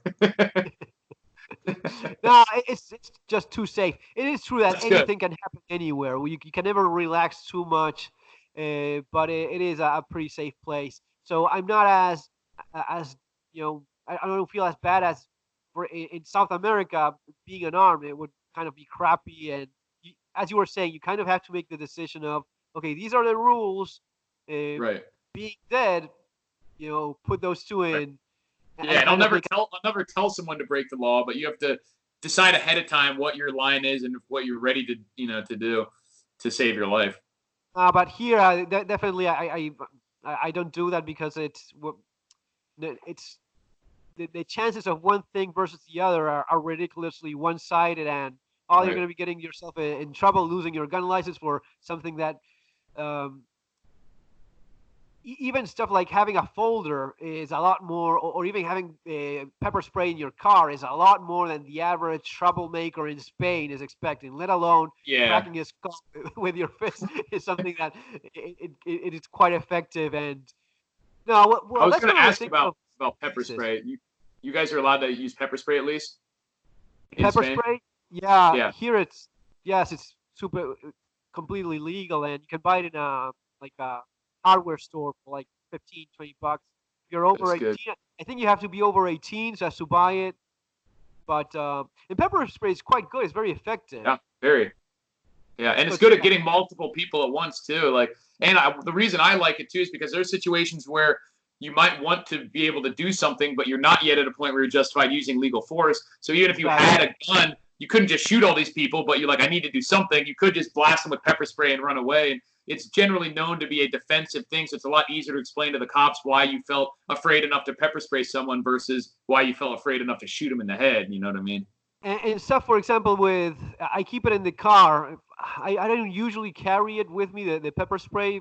Every once in a while, maybe, depending on what I'm doing. But Right. as we were talking about before, I'm always, these days, it's not always been the case, but these days I'm usually so close to the car that I have it. Right. If there's like a road rage thing where someone, which again is very rare because people here barely, I can just stop driving and park the car, and people will wait for me until 5 minutes until they, oh, come Really? on. You get about 10 seconds here before people are laying on the horn. Yeah, here well, in Northern Ireland it was the same thing. I realized that people would stop to talk to the neighbors and have people wait behind them like 5-10 minutes, and that was perfectly fine because Oh, he's man. having a conversation. You don't be an asshole. Let the guy finish. And at Yeah, first I that's would be like, oh, you know, and then when I got these hurt feeling looks like, like, oh, sorry. And you're like, whoa, wait. So you got to be careful storing the pepper spray in the car, though, because it gets so hot that I've had some blow up on me. I it don't know blew if it gets on warm you enough there. recently? That happened to you? Yeah, it actually exploded it was in the center console, so it was kind of contained. I wasn't in the car when it happened, but I opened it up to look at something and I was like, oh man. So I cleaned it up and I thought I'd had it all clean. And then I think it was months later. You touched your face. I grabbed a cable that had been in there, plugged it in for like to charge my phone or play music, and then I just did one of these or something. And then I'm driving and I'm like, whoa, what the wow? And I had to like pull over and I was like, what's going on? I didn't know what was wrong, and I had to like literally pull over, and I was like, something's wrong with my eye. And then I kind of put it together that I'm like, oh, there was probably residue on, and it was bad for just a tiny sticky residue from months before. Yeah, I was the like, stuff is powerful. yeah, It happened to me that I went because you have to test it every once in a while. I tested it like in a I don't know, some surface that I later touched without realizing it, and yeah. touched the face, and it was it starts burning pretty bad. What brand was it? The one that blew up on you? Saber It Red? was no, it was cold steel, but it was in Florida in the summertime, so it was probably 150 degrees in the car. You know what I mean? Like it got incredibly warm. And the same thing out here, where you have to make sure you take that stuff inside, or if you're not parked in a shaded area, because it will blow up on you, or it can. It doesn't necessarily will, but when you get talking extreme temperatures, 150 plus degrees, you know. Yeah, I have Saber Red. So far, I don't know if it's been, it's sunny here for sure. I keep it on the side. I don't know if it gets really all that warm inside the car. Uh, but so far, I haven't had even any leakage or anything like that. In Argentina, with a small can, I had a little bit of leaking Yeah. one time, but other than that, not so much of an issue. Yeah, this was one I'd had in my car for a long time, so it had been through many hot days, and finally was just too much for it, and Just then blew blew up. up. Yeah. I mean, I don't know. I wasn't, like I said, I wasn't there when so it probably just ruptured a little bit and then kind of leaked out, Yeah, start spraying. spraying on Yeah, the it started inside. spraying. The valve probably just couldn't take that kind of pressure when it got that hot. But that was the only issue I'd ever had. And I know Cold Steel specifically has like training versions that it has the same kind of spray and same kind of foam, so you can get a feel for it within an inert, Yeah. Substance that isn't going to get on everything. So that's Yes, pretty cool. Saber You want Red to see also how has like a blue one that is like right. some Yeah. stuff for trying and testing it. But yeah, it's definitely good stuff. It's uh, absolutely, and it gives you that option of non-lethal use of force. Right. Have you been to any of the big schools for firearms training or? No, every time I look at those, they're so expensive that I'm just like, oh, I've always liked to, like Front Sight or any of these big ones, but they're just so expensive that I'm just like, man, another day maybe. That money I've got my military could training run is going about to gambling. yeah, right. Yeah, there's probably more. I mean, there's quite a few out here too, either here or in Phoenix that you can probably find. So it's definitely something I plan on doing. But for the most part, I've done just range training on my own, and aside from what we did in the military with the M4s and stuff, which is good. What were you in the military? What branch I was was it? in the Army National Guard. I was in transportation unit, so like trucks and stuff like that. But you still go through all the basic infantry training for in the beginning before you do your branch specific training. So we would do like live fire drills, and we got to like shoot out of a moving convoy and stuff like that. So I got to shoot all like the 50 cal machine guns and the grenade launchers. Man, that sounds awesome. It is awesome. Like the M49 or the M249 and the SAW and all those. Those were fun, man. What do you have for someone driving? They would give you like a M9 or a carbine. What? Yeah, I just had the M4 like everybody else. So in certain situations, officers can get the Beretta M9, which are actually switching to the SIG now, I believe. Yeah. Big debate with that. Yeah, right. But I was always a fan of the Beretta. It's just really big for what it is, but that makes it, it's a full size gun. You don't get. I would rather have something with higher capacity if you're going to have a gun that big. But that's really my only beef with the Beretta. It's really easy to shoot with because it's so big for a 9mm that is pretty stable. But I was never personally issued one of those. I just had the M4 like everybody else. So. Yeah.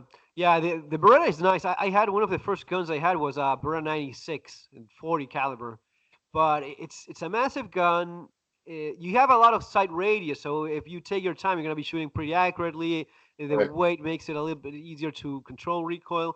Mine was an Italian one made in Italy. It was a nice gun, but the thing is, when you start doing a little bit more of the tactical shooting stuff, little things like the sharp edges in the gun, it starts tearing your hands out. Man, it's all those little things that you later on start appreciating from guns like the Glock that's more streamlined and all mounted. Striker fired and all that stuff. Yeah. Exactly.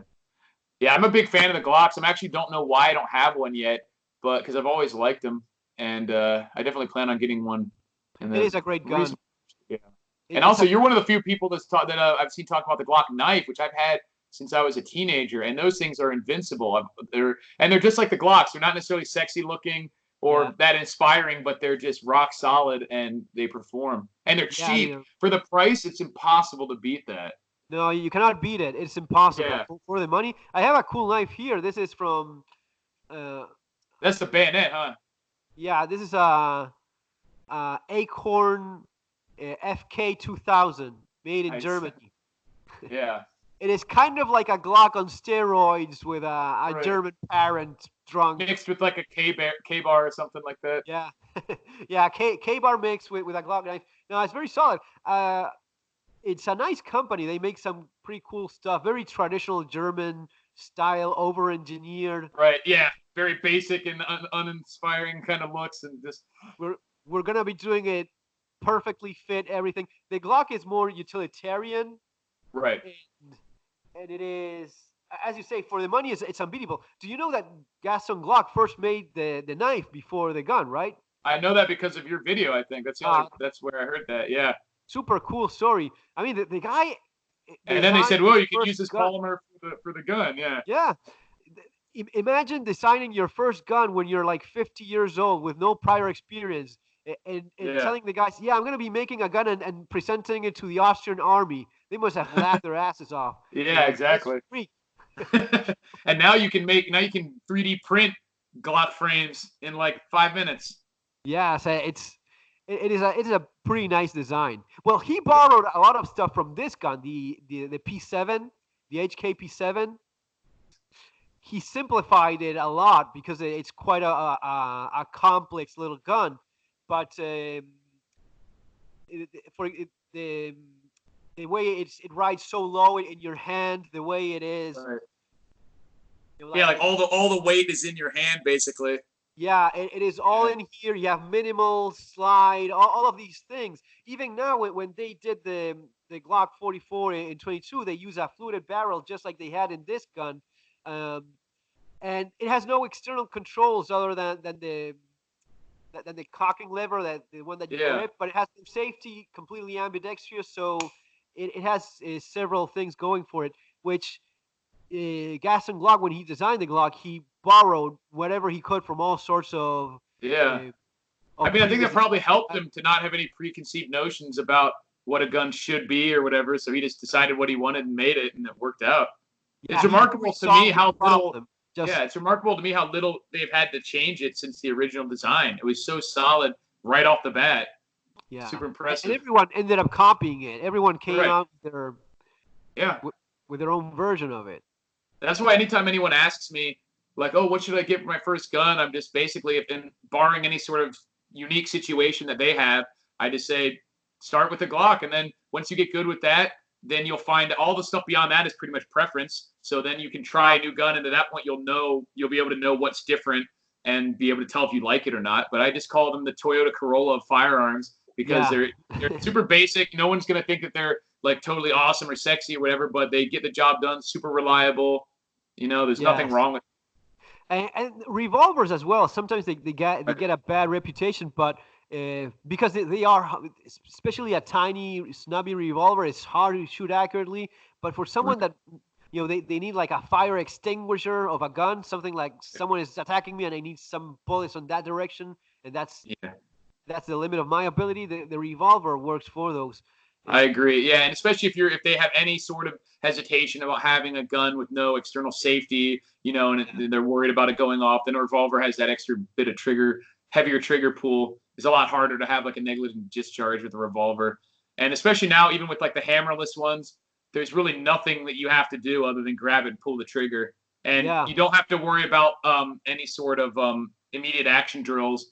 You just pull the trigger again. If you got a dud or something like that, just do it and keep clicking. Yes, because people think that automatics are as reliable as they are right now, and ammunition being as good as it is right now. It is true. If you pick any top brand automatic pistol and with gun ammunition, you can shoot it for thousands and thousands of rounds. It's not that it's going to be failing. It's the crap that you're going to be doing yourself because of the lack of training. That you're going to be forgetting about a safety. You're going to be forgetting about an empty chamber that you didn't feel comfortable with.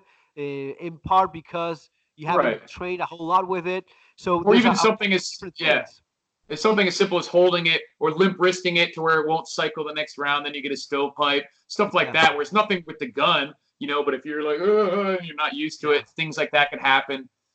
So especially with a gun that has a polymer frame, or even if it's shooting out of battery, if you have someone.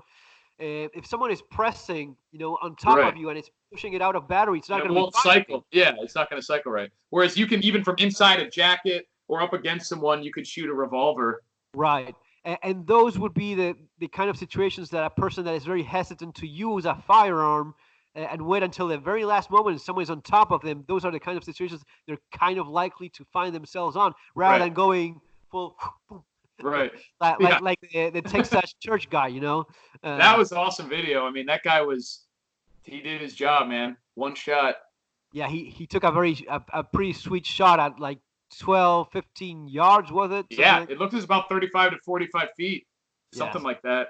So it was Yeah. nicely done on his part. And another cool thing is to see how many people had weapons also. And a lot of them were like flagging the audience, but other than Yeah, that, like I it's was just talking great. with Matt bragging about that because the guy that took his shot did a very good job. There was a couple of guys that somewhat did okay. He was telling me that one of the first guys that got shot tried to go for his gun and he Yeah, couldn't. he was one of the security deacons. Honestly, I think that I mean, like hindsight's always 2020. Yeah, Not of trying to course. be It's a so easy to Monday talk morning about it now. quarterback, but if I'm within like 2 steps and I see someone trying to pull out a gun, I might just charge them and try, especially a long gun. I might just try to close the distance instead of trying to pull my gun out Yes. and at least make it, push the gun down or get it pointed against a wall or something.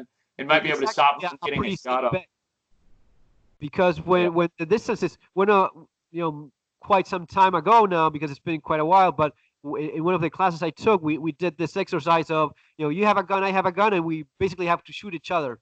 And one of the things we realized is that if you were fast and you were on top of the other guy, he just couldn't take the shot.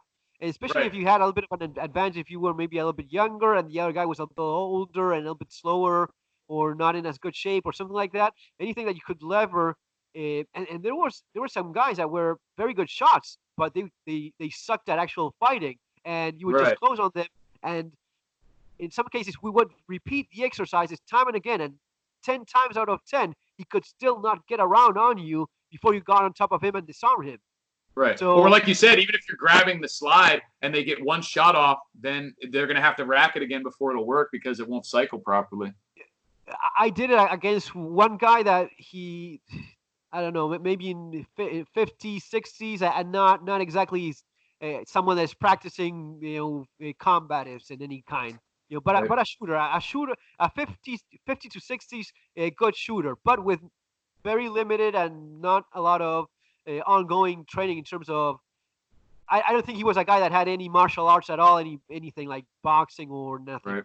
And I would just close on him, grab him, and take the gun out of him. And I'm Yeah. not a super big guy or particularly strong or nothing. Yeah. It's just something But they've never trained for, never even really thought about reacting to. You know what I mean? it's not just the shooting part. It's Right. I have to do. Are you doing anything in terms of martial arts, anything like that? I've done some jiu-jitsu, no-gi, Brazilian jiu-jitsu in the past. I did a little bit more. There's a lot of great gyms out here in Vegas, but I'm having trouble finding ones that work with my work schedule because they all do it during the day. But I Yeah. did another couple months of it this year, or not 2019, and I plan to start again. I haven't done a lot of striking training, which I really want to do some Muay Thai. But I've done.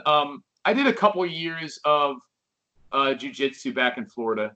So I'm no more than the average untrained person for sure, but I Right. know enough to know how easily you can get your ass kicked by someone who is actually good too. I remember Yeah. I worked with one of the guys who I was training with, the guy who was training me, and some other guy came up to him and was like, "Is he any good?" This is like a joke, and the guy who was training me kind of like thought about it for a minute, and he goes, "He can take a hell of a beating." And I was like, "I guess that's something." That's better than nothing. Yeah. Well, Right, right. the striking thing is a little bit complicated because I did not a lot. I did a little bit of boxing, but a couple years of boxing when you're really getting punched in the head, man. I don't. I'm not gonna be doing striking again. I know that I'm not gonna be doing it again. Well, I really just want to get to the point where, because right now I've done so little striking training that I still am at the point where I need to train out the reflexes to like turn away and stuff Yeah. like that. Like that, I Yeah. want to get to that point at least. I don't need to go in and get my head pounded every day, but I want to at least get rid of those faulty instincts and get to where I Oh, can react that you can properly. perfectly do just fine with a little bit of very light sparring and get your Right, reflexes. Because at the end of the day, there's no learning to take a punch. If you're yeah. getting punched in the face, that Well, that's not a they that. have a saying in the army called "You don't have to train to be miserable." Like same thing. Like getting punched in the head doesn't really make you better at getting. In fact, it makes you worse. We've seen a lot of these like pro fighters. There used to be back in the day this thought that like if you get hit more, Yeah, you'll get you get tougher at it. tough. But it actually makes it worse. You get like traumatic brain injury. It actually makes your chin worse to get repeatedly punched. The Yeah, only thing you your can brain really is do, rattled. The only thing would be a little bit of less sensitivity on your nose, maybe a little bit of that. Yeah, it's true that once you are used to it, because if not, you just go like this thing or yeah. someone's nose, and he tears up. And You you know. can build up your neck muscles will help from Yeah. getting knocked out because it doesn't jostle your head as much. But Yeah. that's really it. Other than that, chin is a lot genetic, I think. And if you get hit, the more you get hit, the worse it'll get. Honestly, not the better. There's some guys that have a peanut for a brain that just can Yeah, take a beating. yeah. They could take a 2x4 to the Have you head. seen that guy Provodnikov? Do you watch anything of boxing or any sort of stuff? No, I watch almost all the UFC and MMA fights, but I don't really follow boxing too closely. I just see the big fight, the results of the big fights. Provodnikov was a tank of a guy, but middleweight. But the guy would get punched in the face until the face was melting, completely destroyed, and he wouldn't go down. It's almost a curse at that point. Like now I gotta keep getting punched because I won't get knocked out. But he would lose a fight from from light punching guys, uh, just because they would continually tag him, but Like outpointed, yeah. fighting on the back foot, moving back and just doing, throwing jabs constantly. The guy's face was a complete mess, and yeah, that guy could take a bunch, but he got his ass beaten for 12. Yeah, it's funny when you see all these videos of real fight. People come in with like these wild swings. I don't think the single. I think the technique that's ended the most fights, like street fights, is just a quick 1-2. Just Yeah. pow pow. You know what I mean? Yeah, well, and it's also that's because people don't know a lot of these, but just bringing your hands out like this, that's going to be preventing like. Yeah, because they just come in with this wild like. Yeah, swing. they come here, the punch goes. See, my instinct, because I've done mostly grappling, is just to cover up and then grab them, and try to take them down. And it's surprisingly easy if it's someone who doesn't know what they're doing. You can do a lot to them without them knowing, even if they're bigger and stronger. But there's obviously some disadvantages, like they could be really good also and you don't know. Or when you are on the ground, you can't see what's going on around you. There could be other people, you know what I mean? So there's obviously advantages to being able to keep it on the feet if you want. And be able to stick and move, if there's multiple people. Yeah, especially if it's like a brawl in the street where you don't know if the guy comes with some friends of his and gets. I mean, you're beating the guy on the floor, and his friend all of a sudden comes rushing and kicks you in the head. And you go. Right. Yeah, but that's why that's one of the people will say that all the time, like, oh, it's jiu-jitsu or wrestling is crap because you don't want to be on the ground in the street fight. And I'm like, well, if you're trying to avoid being on the ground. Yeah. Then wrestling is probably one of the skills you want to have more than anything. Guess who's not going to end up on the ground if they don't want to? A really good wrestler. Yeah, so it's I want to get especially my youngest kids in judo. That's something I think it would. Judo's great. It would be be awesome. If you do like a Uchimata on the street, that guy's done. Yeah, exactly. And maybe a little bit of boxing here with me, and not something stupid like in a gym getting his skull crashed in. Right. Yeah, I always recommend people get like some kind of striking art. That can be Western boxing, it can be kickboxing, Muay Thai, even Taekwondo. Some sort of transitionary between the standing, the grappling, either judo, wrestling, sambo, something like that, and then something purely groundwork like the jiu-jitsu. And judo has a lot of the ground submissions too. They do arm bars. They don't do a lot of the guard work. I think the guard is important for like defense. Changing position, being on bottom, being able to like control the person, sweep them, stuff like that. Yes, and it's not wrestling striking. Work, They're not going to be, and it's very formalized. It's very, judo is. There's very little bullshit in terms of this is a freaking judo school. This is what we do, and this is. Right. There's no magic instructor that comes with his. Yeah, that's because it's tested in like an Olympic level, like anything. Yeah, exactly. The Olympic thing helps a lot. Right, because it has a real competitive kind of pathway, and you don't get a lot of like judo black belts that are trash. You know what I mean? Yes. If you're a judo black belt, all these weirdo martial arts that people come up with in their backyard and call themselves experts. Yeah, you're probably gonna trash them. Yes. I invented my own martial art, and it's awesome. And the thing about judo, and it's the same with jiu-jitsu. Jiu-jitsu is more popular now, but for people who haven't trained, like with everyone with boxing or kickboxing, everyone understands what you're trying to do. They're trying to hit you in the head, and you kind of on like an animal level, you understand hitting someone. But like if you're doing judo, you don't even feel like you're in a bad spot or you're doing anything wrong, and then all of a sudden, bam, you're just like totally KO'd or not. Or same with jiu-jitsu, like you might feel like you're getting the upper hand. They'll let you do something, and then they got an arm bar, or they're choking you with your jacket. You know what I mean? And that's why I it's did so. just a little bit of that before leaving Argentina with a guy that was doing a little bit of vale todo, which is like mixed martial arts, Yeah, and no we were bar. doing ground stuff. Uh, Right. my wife would make fun of me because I'd come back all sweaty, and she would go, Yeah. "Oh, that's disgusting." I like, "That's not even mine." Yeah, exactly. And Well, she was yeah, like, he's "Ah." covered his. Yeah, you gotta wash off because that's how you get like a It, ringworm and stuff. you saw that ugly bald guy over there? Well, it's his. It's Yeah, exactly. Don't worry, it's not even my sweat. but it Yeah. was, yeah. The thing with boxing is, and this is something I wrote in my book, that the brain damage thing. If you're gonna be getting punch in the head 3 times a week for a couple of years, maybe you're not gonna be slurring in your speech like boxers, professional boxers, but it's still doing brain damage, which is Yeah. it's not so cool. So you have to level that precisely to how much striking ability you want to gain, because there's really no two ways around it. So as to get No, good at it, you have to get punched in the face you a have little to bit. spar. Yeah, you have to punch. Yeah. So work on But head movement stuff. yeah, but you can practice it all day. You can spar it. You can practice it all day. But until you actually do a little bit of gloves of sparring, And yeah, and that's why things like wrestling and jiu-jitsu, one of the reasons why they're so effective is because you can go in there and you can train at combat speed every day yeah, without having these issues like that. So you're really getting full-on training of what when someone's actually trying to do, yeah, 100% combat speed. You can do that every day if you want, and that's why it becomes you really kind of filters out what works and doesn't work when against a resisting opponent. and I love to do a little bit of yeah, something reasonable, nothing too stupid, but finding something like that would be awesome. Have you done anything Krav Maga stuff that a lot of people? No, not really. I think I've seen some of the individual techniques that they, someone bring into class, but I haven't done. I think there is something to be. There's a place for like disarmament techniques and stuff, Yeah, and basic level ones. Just drilling something like grabbing the gun and getting offline, something like that. yeah, But once you get too into like all these crazy, it becomes a cult of some sort of like you can't, like I said, you can't practice knife moves at full combat speed, so you're never really going to know, yes. But there is, baton defense or disarming guns. Like I think that's useful skills to have if you don't go too crazy with it and be like, I don't need to train in this stuff because I know Krav Maga. It's like, okay. Yeah, yeah. The couple classes I went to, I had to check it out. One guy was somewhat okay because he did the gun Right. disarm, and yeah, that was nice. And some basic stuff of. It's funny because sometimes people are not even used to human contact of touching someone else, Yeah, to and get weird. Yeah. this thing of you were like doing like a tunnel and you had to push your way through it.